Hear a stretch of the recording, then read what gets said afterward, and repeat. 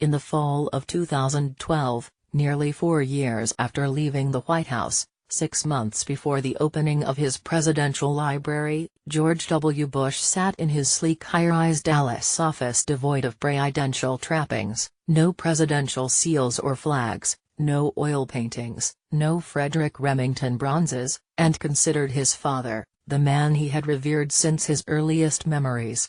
His sneakered feet and cockeyed legs propped up on a generic executive desk, he leaned back in his black leather chair in a gray golf shirt as he fingered an unlit cigar, looking uncannily like his father at times, particularly when his face turned upright and to the side.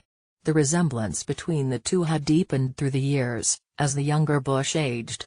One could see the old man clearly in his bushy eyebrows, arched and slightly askew, the eyes narrow and squinting at times, and the amorphous open mouth. Though he lacked the patrician refinement in his features, his face was craggier, his hair wirier, and his forehead less expansive.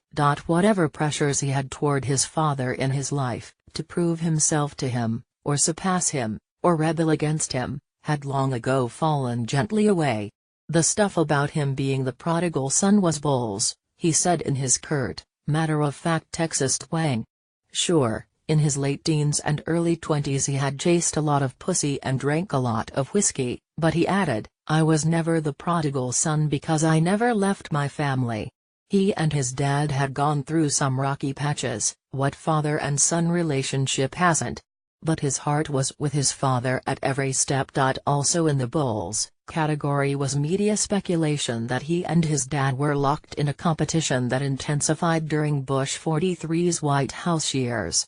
George W. never trusted the media, an instinct going back to his days serving his father during the latter's bid for the presidency in 1988, when he would aggressively demand of reporters seeking interviews, "Why should I talk to you? How do I know you're not out to get my dad?" The New York Times and the Washington Post. They never let up, and they never got it right. He and his father had always been close, he insisted. Always. Yet after 66 years, much of his father remained a mystery to him. George Herbert Walker Bush wasn't one to go on about himself, and despite all they had shared, some things, many things, had gone unsaid, adding to his mystique.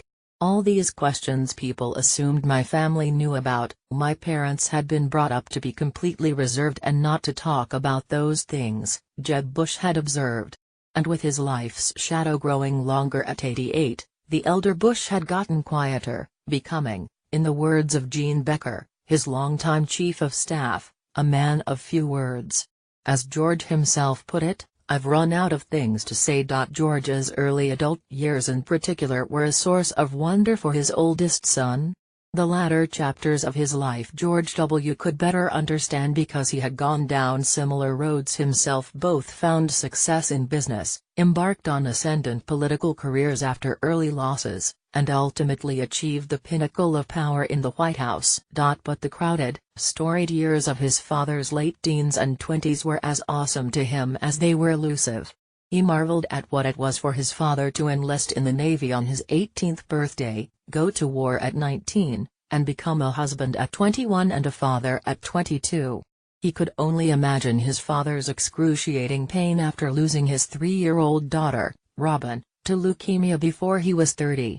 And he wondered what it was that prompted him to forego a family pass to the riches of Wall Street after graduating from Yale in 1948 and break away toward adventure and uncertainty in the desolate oil fields of West Texas.